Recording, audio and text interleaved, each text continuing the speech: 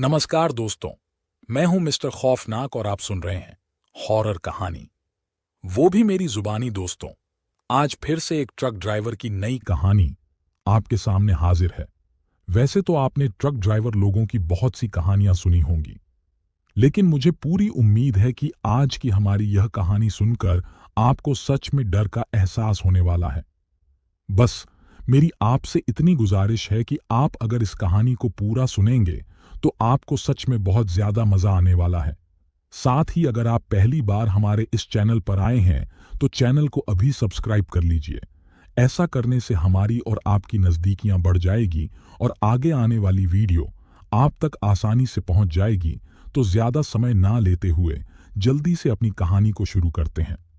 दोस्तों, आज की कहानी हमारे एक सब्सक्राइबर पंकज ने भेजी है, जो कि एक ट्रक ड्राइवर है। तो चलिए अब यह कहानी पंकज के पॉइंट ऑन व्यू से सुनते हैं। मेरा नाम पंकज है और मैं उत्तर प्रदेश के कानपुर जिले का रहने वाला हूं। मेरा जीवन एक कठिन संघर्ष से भरा हुआ है। बचपन से ही मुझे जिंदगी ने कई मुश्किलों का सामना कराया है। मेरे पिता एक साधारण ट्रक चालक थे, जिन्होंने अपनी सारी जिंदगी ट्रक चलाते हुए बिता दी। मेरी मां, जिनका नाम सावित्री था, एक बेहद दयालु और सरल स्वभाव की महिला थीं। बचपन में मैं अपनी मां के बेहद करीब था, वो मेरी दुनिया थीं।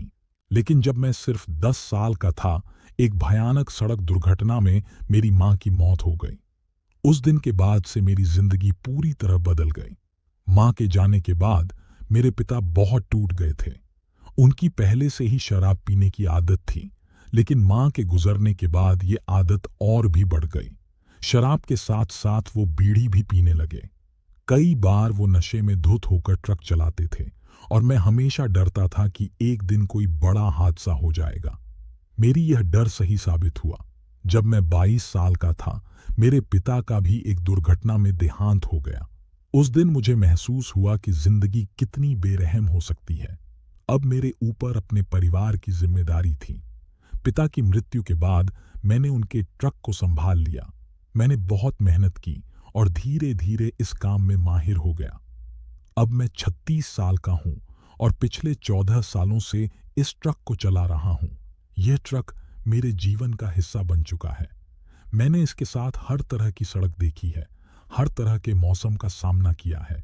लेकिन आज जब मैं कानपुर से पुणे के लिए निकल रहा हूं, मुझे अपने दिल में एक अजीब सी बेचैनी महसूस हो रही है। यह यात्रा कुछ अलग महसूस हो रही है। आज की यात्रा मेरे लिए खास थी, क्योंकि मुझे राकेश गुप्ता का पुराना घर का सामान कानपुर से पुणे पहुंचाना था। राकेश गुप्ता हमारे पुराने ग्राहक हैं और उनके साथ मेरे पिता का भी गहरा रिश्ता था। जब उन्होंने मुझसे यह काम करने को कहा तो मैं मना नहीं कर पाया। यह सामान उनके पुराने घर का था, जिसे उन्होंने हाल ही में बेचा था। घर के हर एक सामान में उनकी यादें बसी थीं और उन्हें सही सलामत पुणे पहुंचाना मेरी जिम्मेदारी थी। मैंने ट्रक में सामान लोड किया और यात्रा की शुरुआत की। शुरू में सब कुछ सामान्य लग रहा था। कानपुर की सड़कों से निकलकर मैं हाईवे पर आ गया। रात का समय था और सड़कें लगभग सुनसान थीं। हेडलाइट्स की रोशनी में सड़क चमक रही थी और ट्रक की आवाज के अलावा कोई और आवाज नहीं थी। चारों ओर बस खामोशी थी, लेकिन यह खामोशी मुझे बेचैन कर रही थी। जैसे जैसे मैं आगे बढ़ता गया, मुझे एक अजीब सा एहसास होने लगा। ऐसा लग रहा था कि कोई मेरी नजर के कोने से मुझे देख रहा है। मैं बार बार शीशे में देखता, लेकिन वहां कुछ नहीं होता। मैंने इसे अपना वहम समझकर नजरअंदाज कर दिया, लेकिन जैसे जैसे रात गहराती गई, वह एहसास और बढ़ता गया। ट्रक के अंदर भी मुझे कुछ अजीब सी बातें महसूस हो रही थीं। ऐसा लगता था जैसे कोई मेरे पीछे बैठा हो, लेकिन जब भी मैं मुड़कर देखता, वहां कुछ नहीं होता। रात के लगभग 2 बजे थे जब अचानक ट्रक का इंजन गड़गड़ाने लगा। यह आवाज बिल्कुल अजीब थी, जैसे इंजन ने चलने से मना कर दिया हो। मैंने तुरंत ट्रक को सड़क के किनारे खड़ा किया। यह एक सुनसान इलाका था। चारों ओर केवल अंधेरा और खामोशी थी। हवा भी नहीं चल रही थी और ऐसा लग रहा था कि समय थम गया है। मैंने ट्रक से बाहर निकलकर इंजन की जांच करने की कोशिश की, लेकिन कुछ समझ में नहीं आ रहा था कि क्या समस्या है। इंजन को ठीक करने की कोशिश करते हुए मुझे अचानक महसूस हुआ कि कोई मेरे पास खड़ा है। मैंने धीरे धीरे सिर उठाया और देखा कि सड़क के दूसरी ओर एक धुंधली सी आकृति खड़ी थी। वह आकृति धुंध के बीच में से मुझे देख रही थी। मेरा दिल तेजी से धड़कने लगा। मैंने अपनी जगह से हिलने की कोशिश की, लेकिन मेरे पैर जैसे जमीन में जड़ हो गए थे। मुझे कुछ समझ नहीं आ रहा था कि मैं क्या करूं। वह आकृति धीरे धीरे मेरी ओर बढ़ने लगी। मेरी सांसें तेज हो गईं और मैं तेजी से ट्रक की ओर भागा। मैंने दरवाजा बंद किया और अंदर बैठकर इंजन को फिर से चालू करने की कोशिश की। इस बार इंजन ने काम किया और मैंने तेजी से ट्रक को आगे बढ़ाया, लेकिन वह आकृति अब भी मेरी नजरों के सामने थी। सड़क पर वह आकृति लगातार मेरे साथ साथ चल रही थी, लेकिन जैसे ही मैंने उसकी ओर ध्यान देने की कोशिश की, वह गायब हो गई। मैंने सोचा कि यह सब मेरा भ्रम है, शायद नींद की कमी की वजह से ऐसा हो रहा है। लेकिन दिल के किसी कोने में एक डर बैठ गया था। मैं कोशिश कर रहा था कि इस डर को नजरअंदाज कर दूं और आगे बढ़ता रहूं, लेकिन यह घटना मेरे दिमाग में बुरी तरह से बैठ गई थी। कुछ दूरी तय करने के बाद मैंने एक ढाबे पर रुकने का फैसला किया। यह ढाबा भी सुनसान था और वहां सिर्फ एक बूढ़ा आदमी बैठा था जो ढाबे का मालिक लगता था। मैंने उससे कुछ खाने पीने का सामान लिया और ट्रक में आकर बैठ गया, लेकिन वह अजीब सा डर अब भी मेरे साथ था। मैंने ट्रक को फिर से चालू किया और सड़क पर आगे बढ़ने लगा, लेकिन जैसे जैसे रात गहरी होती गई, मुझे लगने लगा कि मैं अकेला नहीं हूं। ट्रक के अंदर अब भी मुझे किसी की मौजूदगी का एहसास हो रहा था। मैंने शीशे में देखा और मुझे लगा कि पीछे की सीट पर कोई बैठा हुआ है, लेकिन जब मैंने मुड़कर देखा तो वहां कुछ नहीं था। मेरी धड़कनें तेज हो गईं और मैंने मन ही मन कुछ मंत्र बुदबुदाने शुरू किए। मैंने रेडियो चालू करने की कोशिश की, लेकिन उसमें से भी अजीब सी आवाजें आ रही थीं। मैंने रेडियो को बंद कर दिया और सिर्फ सड़क पर ध्यान देने की कोशिश की। रात के 3 बजे के करीब अचानक ट्रक की हेडलाइट्स धुंधली होने लगीं। मैंने देखा कि सड़क पर अचानक धुंध छा गई है। यह धुंध इतनी घनी थी कि कुछ भी साफ नहीं दिख रहा था। मैंने ट्रक की रफ्तार कम कर दी और धीरे धीरे आगे बढ़ने लगा, लेकिन धुंध के बीच से मुझे एक और आकृति नजर आने लगी। यह वही आकृति थी जिसे मैंने पहले देखा था। धुंध के बीच वह आकृति मेरी ओर बढ़ने लगी। मैंने ट्रक को रोकने की कोशिश की, लेकिन ब्रेक ने काम करना बंद कर दिया। मेरी सांसें तेज हो गईं और मैंने ट्रक को जैसे तैसे संभालने की कोशिश की। वह आकृति अब बिल्कुल मेरे सामने थी। मैं पूरी तरह से डर गया था और मुझे समझ नहीं आ रहा था कि क्या करूं।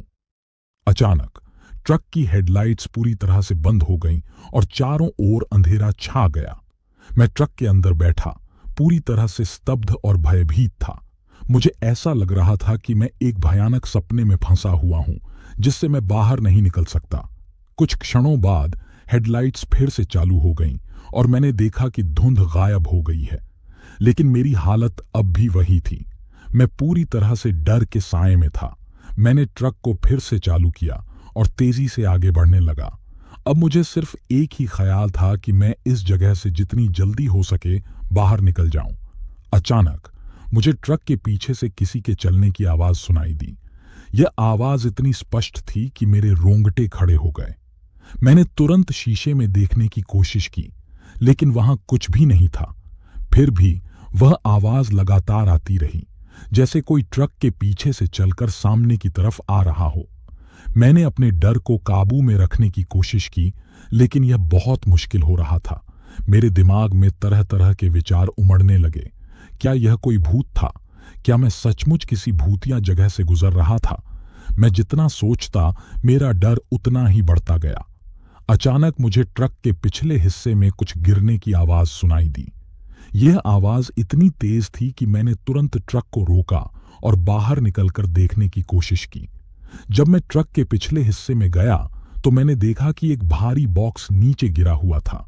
यह वही बॉक्स था जिसमें राकेश गुप्ता के पुराने घर का सामान था। मैंने जल्दी से उस बॉक्स को उठाया और वापस ट्रक में रख दिया, लेकिन जैसे ही मैंने बॉक्स को छुआ, मुझे एक ठंडी हवा का झोंका महसूस हुआ। यह हवा इतनी ठंडी थी कि मुझे लगा जैसे किसी ने मेरी रीढ़ की हड्डी में बर्फ घोल दी हो। मैंने बॉक्स को जल्दी से वापस रखा और ट्रक में जाकर बैठ गया। मेरी हालत अब बहुत खराब हो चुकी थी। मैं पूरी तरह से कांप रहा था और मेरा दिमाग पूरी तरह से सुन्न हो चुका था। मैंने ट्रक को चालू किया और तेजी से आगे बढ़ने लगा। अब मुझे सिर्फ एक ही ख्याल था कि मैं इस भूतिया जगह से जितनी जल्दी हो सके बाहर निकल जाऊं। रात का आखिरी पहर था और आसमान में हल्का उजाला होने लगा था, लेकिन मेरे लिए वह उजाला किसी भी सुकून का प्रतीक नहीं था। मुझे ऐसा लग रहा था कि मैं किसी बुरे सपने में फंस गया हूं, जहां से बाहर निकलना बहुत मुश्किल है। मेरी सांसें तेज हो चुकी थीं और दिल की धड़कनें इतनी तेज हो रही थीं कि मुझे लग रहा था कि मैं किसी भी पल बेहोश हो सकता हूं। जैसे ही मैं एक मोड़ पर पहुंचा, अचानक ट्रक का स्टीयरिंग व्हील हिलने लगा। मैंने उसे नियंत्रित करने की कोशिश की, लेकिन वह जैसे किसी अदृश्य शक्ति के अधीन हो गया था। ट्रक ने अचानक से एक दिशा में मुड़ना शुरू कर दिया और मैं पूरी तरह से उसे नियंत्रित करने में असमर्थ था। मुझे लग रहा था कि मेरा अंत नजदीक है, लेकिन तभी मेरे सामने वह धुंधली आकृति फिर से प्रकट हुई। इस बार वह आकृति पहले से ज्यादा स्पष्ट थी और वह सीधे मेरी ओर बढ़ रही थी। मैंने अपनी सारी ताकत जुटाई और ट्रक को नियंत्रित करने की कोशिश की, लेकिन वह आकृति जैसे जैसे नजदीक आती गई, मेरा डर और बढ़ता गया। जब वह आकृति मेरे बिल्कुल सामने आ गई तो मैंने देखा कि वह एक महिला की आकृति थी। उसकी आंखें जल रही थीं और उसके चेहरे पर एक अजीब सी क्रूरता थी। मैंने कभी किसी को इतना भयानक और डरावना नहीं देखा था। वह महिला मेरी ओर बढ़ी और मैंने महसूस किया कि मैं पूरी तरह से पंगु हो गया हूं। मेरे हाथ पैर जवाब दे चुके थे और मेरी आवाज गले में अटक गई थी। लेकिन तभी मुझे अपने भीतर एक ताकत का एहसास हुआ। मैंने अपनी पूरी हिम्मत जुटाई और एक जोरदार चीख मारी। उस चीख के साथ ही वह महिला की आकृति गायब हो गई। मैंने तुरंत ट्रक को पूरी ताकत से नियंत्रित किया और तेजी से आगे बढ़ने लगा। अब मेरे दिमाग में सिर्फ एक ही बात थी कि मैं जितनी जल्दी हो सके इस जगह से दूर निकल जाऊं। रात का अंधेरा अब छंटने लगा था और हल्की रोशनी चारों ओर फैलने लगी थी, लेकिन मेरे लिए वह रोशनी किसी भी तरह की राहत नहीं ला सकी। मैं अब भी उस भयानक अनुभव से पूरी तरह से डर चुका था। मुझे नहीं पता था कि आगे क्या होने वाला है, लेकिन मैं यह तय कर चुका था कि मुझे इस जगह से जितनी जल्दी हो सके बाहर निकलना है। जैसे ही मैं एक छोटे से गांव के पास पहुंचा, मैंने देखा कि वहां एक छोटा सा मंदिर है। मैंने ट्रक को मंदिर के पास रोका और तेजी से बाहर निकलकर मंदिर की तरफ भागा। मैं अंदर जाकर सीधे भगवान की मूर्ति के सामने बैठ गया और अपने अनुभव के बारे में सोचने लगा। मेरी सांसें तेज हो रही थीं और मेरे पूरे शरीर में एक अजीब सी थकान थी। मंदिर के पुजारी ने मेरी हालत देखी और मुझे पानी पिलाया। उन्होंने मुझसे पूछा कि क्या हुआ, लेकिन मैं कुछ कह पाने की स्थिति में नहीं था। मैंने सिर्फ इतना कहा, यह जगह बहुत भयानक है, यहां कुछ गलत हो रहा है। पुजारी ने मेरी बात सुनी और मुझे आश्वासन दिया कि मैं अब सुरक्षित हूं। उन्होंने मुझे कुछ प्रसाद दिया और कहा कि मैं इसे अपने साथ रखूं। मैंने प्रसाद लिया और वापस ट्रक में जाकर बैठ गया। अब मेरे दिल में थोड़ी शांति थी, लेकिन वह डर अब भी मेरे साथ था। मैंने ट्रक को फिर से चालू किया और आगे की यात्रा शुरू की। अब सुबह हो चुकी थी और सड़क पर थोड़ी हलचल थी। मैं अब भी उस भयानक अनुभव के बारे में सोच रहा था और मन ही मन भगवान का शुक्रिया अदा कर रहा था कि मैं सुरक्षित हूं। लेकिन मेरे दिल के किसी कोने में अब भी यह डर बैठा हुआ था कि आगे क्या होने वाला है। क्या वह भयानक अनुभव फिर से दोहराया जाएगा? क्या मैं इस यात्रा को पूरा कर पाऊंगा? इन सवालों का जवाब मैं नहीं जानता था, लेकिन मैंने तय कर लिया था कि मैं अपनी यात्रा को हर हाल में पूरा करूंगा।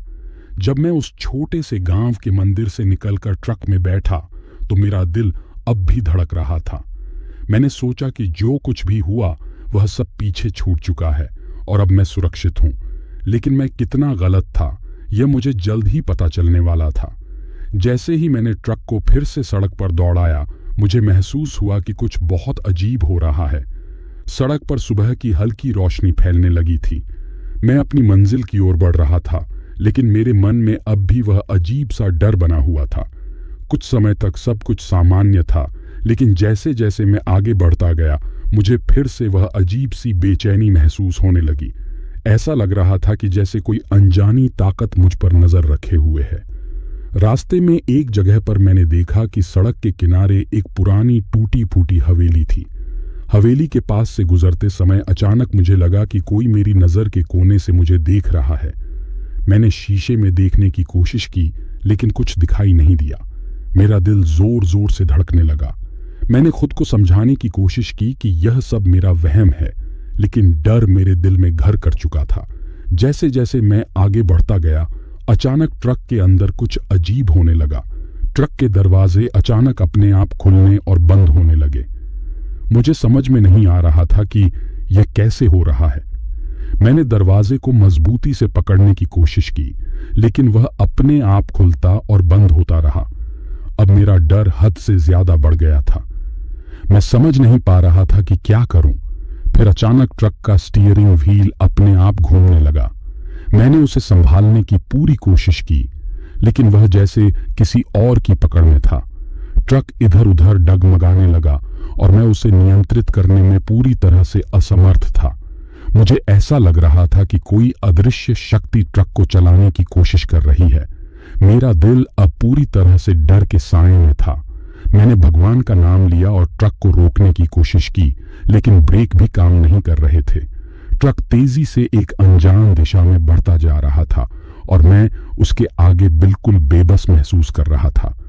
फिर अचानक ट्रक के अंदर से अजीब अजीब आवाजें आने लगीं। ऐसा लग रहा था कि जैसे कोई अंदर बैठा बातें कर रहा है। मैंने ट्रक के अंदर देखा, लेकिन वहां कोई नहीं था। फिर भी वह आवाजें लगातार आती रहीं। मेरे हाथ पैर ठंडे पड़ गए थे और मैं पूरी तरह से डर के साए में था। मुझे समझ नहीं आ रहा था कि क्या करूं और कैसे इस भयानक स्थिति से बाहर निकलूं। जैसे ही मैं एक और मोड़ पर पहुंचा, मैंने देखा कि सड़क पर अचानक धुंध छा गई है। यह धुंध इतनी घनी थी कि मैं कुछ भी साफ साफ देख नहीं पा रहा था।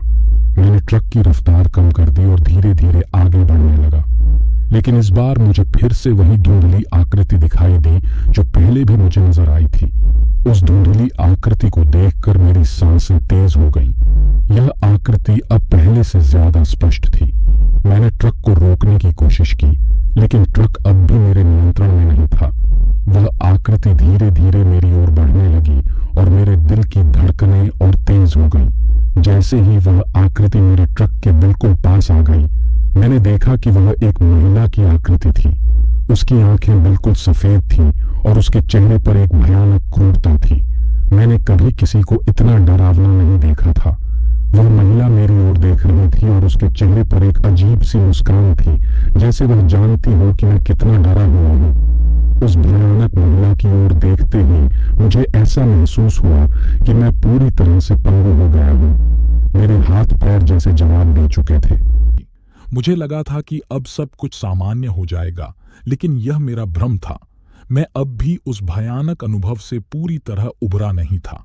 मेरे दिल में अब भी एक अजीब सा डर बैठा हुआ था। मैंने सोचा कि यह सब बस एक बुरा सपना था, लेकिन मेरी समझ में नहीं आ रहा था कि यह सपना इतना वास्तविक कैसे हो सकता है। मैं धीरे धीरे सड़क पर ट्रक को आगे बढ़ा रहा था। सुबह की हवा में अब भी ठंडक थी, लेकिन वह ठंडक अब मुझे सामान्य नहीं लग रही थी। ऐसा लग रहा था कि जैसे वह हवा किसी और ही दुनिया से आ रही हो। मेरी सांसें तेज हो गई थीं और मुझे अब भी वह भयानक चेहरा याद आ रहा था। फिर अचानक सड़क पर धुंध छाने लगी। यह धुंध इतनी घनी थी कि मैंने कभी ऐसी धुंध नहीं देखी थी। मैंने ट्रक की हेडलाइट्स को चालू किया, लेकिन वे भी इस धुंध को चीर नहीं पा रही थीं। मेरी समझ में नहीं आ रहा था कि मैं क्या करूं। मैंने ट्रक की रफ्तार को कम कर दिया और धीरे धीरे आगे बढ़ने लगा। जैसे ही मैं उस धुंध के बीच में पहुंचा, मुझे एक अजीब सी बेचैनी महसूस होने लगी। ऐसा लग रहा था कि इस धुंध में कुछ छिपा हुआ है। मेरी आंखें बार बार शीशे में देख रही थीं, जैसे कोई मुझे देख रहा हो, लेकिन मुझे कुछ दिखाई नहीं दे रहा था। बस वह धुंध थी जिसने चारों ओर की हर चीज को अपनी चपेट में ले लिया था। मैंने ट्रक को रोकने की कोशिश की, लेकिन जैसे ही मैंने ब्रेक दबाया, मुझे ट्रक के अंदर से कुछ हलचल महसूस हुई। ऐसा लग रहा था कि जैसे कोई ट्रक के अंदर चल रहा हो। मेरी सांसें थम सी गईं और मैंने डर के मारे अपने हाथ पैर समेट लिए। मेरी हालत अब इतनी खराब हो चुकी थी कि मैं सोच भी नहीं पा रहा था कि क्या करूं। तभी मुझे अचानक शीशे में एक परछाई दिखाई दी। यह परछाई ट्रक के पीछे से आगे की ओर बढ़ रही थी। मैंने डर के मारे अपनी आंखें बंद कर लीं, लेकिन वह परछाई अब भी मुझे महसूस हो रही थी। मैंने हिम्मत करके अपनी आंखें खोलीं और देखा कि वह परछाई अब ट्रक के बिल्कुल पास आ चुकी थी। मैंने तेजी से ट्रक को स्टार्ट किया और वहां से भागने की कोशिश की, लेकिन ट्रक का इंजन बंद हो गया। अब मैं पूरी तरह से फंस चुका था। मेरे दिल की धड़कनें इतनी तेज हो गई थीं कि मुझे लग रहा था कि मैं किसी भी पल बेहोश हो जाऊंगा। जैसे ही मैं उस धुंध के बीच में खड़ा था, मुझे अचानक महसूस हुआ कि ट्रक के चारों ओर कुछ घूम रहा है। मैंने शीशे में देखा और देखा कि धुंध के बीच में कुछ आकृतियां घूम रही थीं। ये आकृतियां इतनी धुंधली थीं कि मैं उन्हें साफ साफ नहीं देख पा रहा था, लेकिन उनके होने का एहसास मुझे पूरी तरह से डरा रहा था। मैंने एक बार फिर से ट्रक को चालू करने की कोशिश की और इस बार इंजन ने काम किया। मैंने तेजी से ट्रक को आगे बढ़ाया, लेकिन वह धुंध अब भी मेरा पीछा कर रही थी। ऐसा लग रहा था कि वह धुंध मुझे अपने अंदर समेट लेना चाहती है। मैंने जितनी तेजी से हो सकता था ट्रक को दौड़ाया, लेकिन वह धुंध अब भी मेरे साथ साथ चल रही थी। जैसे ही मैं उस धुंध से बाहर निकलने की कोशिश कर रहा था, ट्रक के अंदर से अजीब अजीब आवाजें आने लगीं। ऐसा लग रहा था कि जैसे कोई मेरे कानों के पास फुसफुसा रहा हो। ये आवाजें इतनी डरावनी थीं कि मुझे लग रहा था कि मैं अपना होश खो दूंगा। मैंने तेजी से अपनी आंखें बंद कर लीं और भगवान का नाम लेने लगा, लेकिन वह आवाजें अब भी आ रही थीं। उन्होंने मेरा पीछा नहीं छोड़ा। मैंने ट्रक की रफ्तार बढ़ाई, लेकिन वह आवाजें जैसे मेरे दिमाग में गूंज रही थीं। मैं अब पूरी तरह से डर के साए में था और मुझे समझ में नहीं आ रहा था कि मैं क्या करूं। फिर अचानक मेरे सामने सड़क के बीचों बीच एक और परछाई दिखाई दी। यह परछाई इतनी स्पष्ट थी कि मैं उसे नजरअंदाज नहीं कर सकता था। उसने ट्रक के ठीक सामने खड़े होकर मुझे रोका। मैं डर के मारे अपने होश खो बैठा। मेरे हाथ पैर कांपने लगे और मैंने ट्रक को रोकने की कोशिश की, लेकिन वह परछाई जैसे मुझसे कह रही हो कि मैं उसे पार नहीं कर सकता। मैंने ट्रक को रोका और अपनी आंखें बंद कर लीं। मुझे ऐसा महसूस हुआ कि अब सब कुछ खत्म हो चुका है। वह परछाई अब मेरे बिल्कुल पास थी और मैं पूरी तरह से उसे महसूस कर सकता था। उसकी ठंडी सांसें मेरे चेहरे पर महसूस हो रही थीं और मुझे ऐसा लग रहा था कि मैं किसी गहरे गड्ढे में गिर रहा हूं। जैसे ही वह परछाई मेरे करीब आई, मैंने अपनी आखिरी हिम्मत जुटाई और जोर से भगवान का नाम लिया। उसी पल वह परछाई अचानक गायब हो गई। मैंने तुरंत ट्रक को चालू किया और वहां से तेजी से भागा। इस बार मैंने पीछे मुड़कर देखने की हिम्मत नहीं की। मैंने ट्रक को पूरे जोश के साथ दौड़ाया और उस धुंध से बाहर निकलने की कोशिश की। मुझे नहीं पता था कि मैं कहां जा रहा हूं, लेकिन मुझे बस वहां से बाहर निकलना था। धीरे धीरे वह धुंध कम होने लगी और मैंने राहत की सांस ली। जब मैं उस भयानक धुंध से बाहर निकला तो मैंने महसूस किया कि मैं अब भी जीवित हूं। मेरी हालत अब बहुत खराब हो चुकी थी। मेरा पूरा शरीर कांप रहा था और मेरी सांसें इतनी तेज हो चुकी थीं कि मुझे लग रहा था कि मैं अब और नहीं चल पाऊंगा। मैंने ट्रक को एक किनारे पर रोका और थोड़ी देर के लिए आराम किया।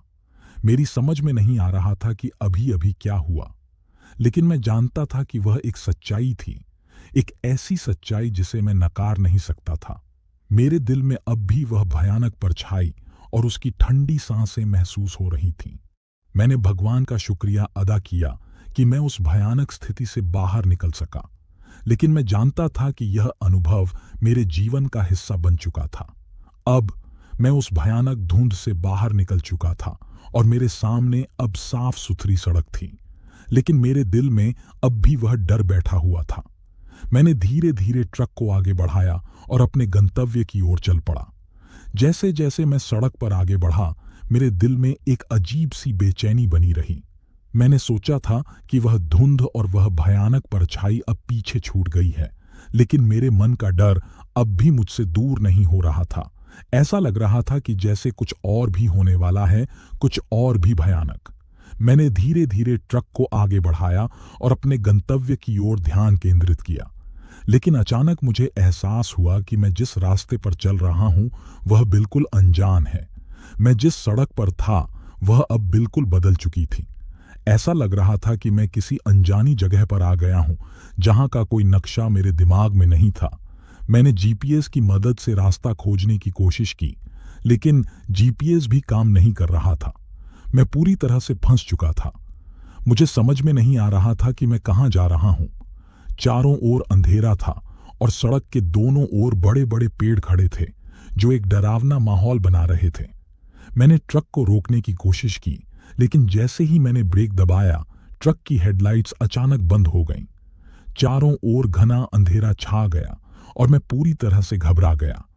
मैंने ट्रक को दोबारा स्टार्ट करने की कोशिश की, लेकिन इंजन ने जवाब नहीं दिया। जैसे ही मैं उस अंधेरे में फंसा, मुझे ट्रक के अंदर से फिर से वही अजीब आवाजें सुनाई देने लगीं। इस बार वह आवाजें और भी डरावनी थीं। ऐसा लग रहा था कि जैसे कोई मेरे बिल्कुल पास बैठा बातें कर रहा हो। मैंने डर के मारे अपनी आंखें बंद कर लीं और भगवान का नाम लेने लगा, लेकिन वह आवाजें अब भी जारी थीं। मैंने हिम्मत जुटाकर अपनी आंखें खोलीं और देखा कि ट्रक के शीशे पर कुछ लिखा हुआ था। यह किसी अजीब भाषा में लिखा हुआ था, जिसे मैं समझ नहीं पा रहा था। मेरी हालत अब बहुत खराब हो चुकी थी। मुझे ऐसा लग रहा था कि अब मैं इस भयानक स्थिति से बाहर नहीं निकल पाऊंगा। जैसे ही मैं उस अंधेरे में बैठा था, अचानक मुझे दूर से एक हल्की रोशनी दिखाई दी। यह रोशनी एक तरह से मेरी उम्मीद की किरण बन गई। मैंने हिम्मत जुटाई और ट्रक को फिर से स्टार्ट करने की कोशिश की, और इस बार इंजन ने काम किया। मैंने तेजी से ट्रक को उस रोशनी की ओर मोड़ा और वहां से निकलने की कोशिश की। जैसे ही मैं उस रोशनी की ओर बढ़ा, मुझे एहसास हुआ कि यह रोशनी एक छोटे से मंदिर की थी। मैंने राहत की सांस ली और ट्रक को मंदिर के पास रोक दिया। यह मंदिर बहुत पुराना था, लेकिन इसमें एक अजीब सी शांति थी जो मुझे बहुत सुकून दे रही थी। मैंने ट्रक से उतरकर मंदिर में प्रवेश किया और भगवान से अपनी सुरक्षा की प्रार्थना की। मेरी हालत अब बहुत बेहतर हो चुकी थी। मुझे लगा कि अब मैं सुरक्षित हूं और वह भयानक अनुभव अब पीछे छूट चुका है। मंदिर में कुछ समय बिताने के बाद मैंने खुद को थोड़ा बेहतर महसूस किया। मैंने सोचा कि अब मैं अपनी यात्रा को फिर से शुरू कर सकता हूं। मैंने ट्रक को स्टार्ट किया और आगे की यात्रा पर निकल पड़ा, लेकिन मेरे दिल में अब भी वह डर बना हुआ था। मैं जानता था कि यह अनुभव इतना आसान नहीं है और मुझे इस यात्रा को पूरा करने के लिए अभी और भी मुश्किलों का सामना करना पड़ेगा। लेकिन मैंने ठान लिया था कि मैं हर हाल में अपनी मंजिल तक पहुंचूंगा। जैसे जैसे मैं आगे बढ़ा, सड़क फिर से सामान्य होने लगी। अब मुझे रास्ता भी सही दिखाई देने लगा और मेरा दिल भी थोड़ा शांत हो गया। लेकिन मेरे मन में अब भी वह सवाल था कि क्या यह सब सचमुच खत्म हो चुका है। मैंने ट्रक को तेजी से दौड़ाया और अपनी मंजिल की ओर बढ़ता गया। अब मैं फिर से अपने रास्ते पर था, लेकिन वह भयानक अनुभव मेरे दिल और दिमाग में गहराई से छप चुका था। मैंने भगवान से प्रार्थना की कि अब मुझे और कोई भयानक अनुभव न हो और मैं सुरक्षित अपनी मंजिल तक पहुंच जाऊं। मंदिर से निकलने के बाद मैंने ट्रक को फिर से चालू किया और अपनी मंजिल की ओर बढ़ने लगा। सूरज की किरणें अब सड़क पर चमक रही थीं और मुझे लगा कि अब सब कुछ सामान्य हो जाएगा। लेकिन मेरे मन में वह डर अब भी बना हुआ था। मैं जानता था कि यात्रा खत्म होने से पहले मुझे अभी और भी चुनौतियों का सामना करना पड़ेगा। सड़क पर चलते समय मैंने देखा कि आसपास के गांव और कस्बे अब धीरे धीरे बदलने लगे थे। रास्ता अब थोड़ा बेहतर और चौड़ा था, लेकिन मेरे दिल में अब भी एक अजीब सा डर बैठा हुआ था। मैंने सोचा कि शायद यह डर सिर्फ मेरे मन का खेल है, लेकिन जो कुछ भी मैंने देखा था वह अब भी मेरे दिमाग में ताज़ा था। जैसे जैसे सूर्य ढलने लगा, मैंने महसूस किया कि रात की बाहें धीरे धीरे अपनी छाया फैलाने लगी हैं। रात का अंधेरा एक बार फिर से मेरे दिल में डर भरने लगा। मैंने ट्रक की हेडलाइट्स को चालू किया और अपनी गति को धीमा कर दिया। सड़क अब सुनसान हो गई थी और चारों ओर केवल अंधेरा था। फिर अचानक ट्रक के रेडियो पर अजीब अजीब आवाजें आने लगीं। यह आवाजें अब भी वही डरावनी और भयानक थीं, जिनसे मैंने पहले भी सामना किया था। मैंने रेडियो को बंद करने की कोशिश की, लेकिन आवाजें बंद नहीं हो रही थीं। मेरे दिल की धड़कनें एक बार फिर तेज हो गईं और मैंने सोचा कि क्या अब फिर से कुछ बुरा होने वाला है। जैसे ही मैं ट्रक चला रहा था, सड़क पर अचानक एक पुराना, खंडहर हो चुका स्कूल दिखाई दिया। यह स्कूल बिल्कुल सुनसान और वीरान था। मैंने ट्रक को धीरे धीरे पास से गुजारते हुए देखा कि स्कूल की दीवारों पर अजीब अजीब किस्म के संदेश लिखे हुए थे। ये संदेश किसी अनजानी भाषा में थे और उनमें से कुछ शब्द मेरे दिल को छू रहे थे। मैंने महसूस किया कि उस स्कूल में कुछ अजीब सी ऊर्जा थी। ऐसा लग रहा था कि जैसे वहां कुछ छिपा हुआ है, कुछ जो मुझे जानना चाहिए। मैंने ट्रक को स्कूल के पास रोका और अंदर जाकर देखने का निर्णय लिया। मैंने ट्रक को पार्क किया और धीरे धीरे स्कूल की ओर बढ़ा। स्कूल के अंदर घुसते ही मुझे एक अजीब सी ठंडक का एहसास हुआ। चारों ओर अंधेरा था और मैंने अपने फोन की फ्लैशलाइट चालू की। दीवारों पर पुरानी और धुंधली तस्वीरें लटकी हुई थीं और फर्श पर पुराने कागज और किताबें बिखरी हुई थीं। मैंने स्कूल के प्राचार्य कार्यालय में जाकर देखा और वहां एक पुराना डायरी मिली। डायरी को खोले बिना ही मुझे एहसास हुआ कि इसमें कुछ महत्वपूर्ण लिखा हुआ है। मैंने डायरी को खोला और देखा कि उसमें भूतिया घटनाओं के बारे में लिखा हुआ था। डायरी में लिखा था कि स्कूल के अंदर बहुत सारे बच्चे मरे थे और उनकी आत्माएं अब भी वहां बसी हुई हैं। ये आत्माएं उन बच्चों की हैं जो एक भयानक घटना का शिकार हो गई थीं। यह पढ़कर मेरी सांसें थम गईं। मैं जानता था कि मैंने जिन भयानक अनुभवों का सामना किया है, वे सभी इसी स्कूल से जुड़े हुए हैं। जैसे ही मैंने डायरी को पढ़ा, अचानक स्कूल के अंदर अजीब आवाजें आने लगीं। मुझे ऐसा लग रहा था कि जैसे बच्चे अब मेरे आसपास हैं। मैंने एक बार फिर से भगवान से प्रार्थना की और स्कूल से बाहर निकलने की कोशिश की, लेकिन जैसे ही मैं बाहर निकला, मैंने देखा कि रात का अंधेरा अब और भी गहरा हो गया था।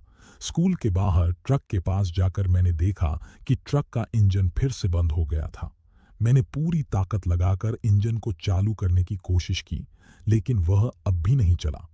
अचानक मुझे महसूस हुआ कि कोई मेरे पास आ रहा है। मैंने हिम्मत जुटाई और देखा कि वही भयानक महिला मेरी ओर बढ़ रही थी। उस महिला की आंखें अब और भी डरावनी लग रही थीं।